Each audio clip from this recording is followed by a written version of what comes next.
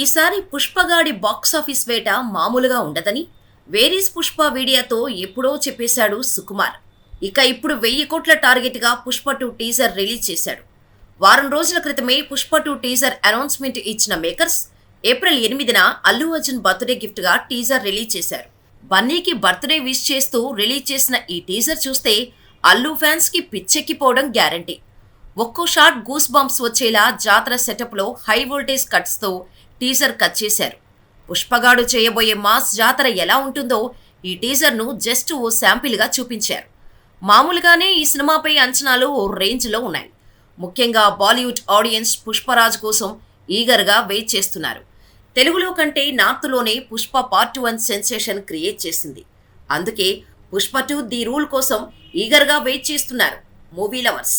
ఇక ఇప్పుడు ఆ అంచనాలను పీక్స్కు తీసుకెళ్లేలా పుష్ప 2 టీజర్ ఉంది.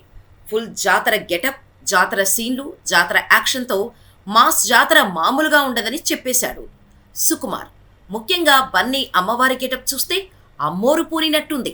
కాలికి గజ్జ, కంటికి కాటుక, ఆ కట్టు బొట్టు, ఆ సెటప్ పీక్స్ అంతే. థియేటర్లో ఈ గంగమ్మ జాతర సీన్ వచ్చినప్పుడు ఖచ్చితంగా థియేటర్లు తగలబడిపోవటం గ్యారంటీ. మొత్తంగా ఈ 65 సెకండ్ల టీజర్లో ఒక్కో షాట్ గూస్ బాంబ్స్ తెప్పించేలా ఉంది. దేవిశ్రీ ప్రసాద్ ఇచ్చిన బ్యాక్గ్రౌండ్ స్కోర్ అదిరిపోయింది. అయితే పాన్ ఇండియా లెవెల్లో రిలీజ్ చేసిన ఈ టీజర్ను ఒక్క డైలాగ్ లేకుండా కట్ చేశారు. మొత్తంగా ఈ టీజర్ 1000 కోట్లు టార్గెట్ ఉందనే చెప్పాలి. మరి ఆగస్టు 15న పుష్పగాడు చేయబోయే రచ్చ ఎలా ఉంటుందో చూడాలి.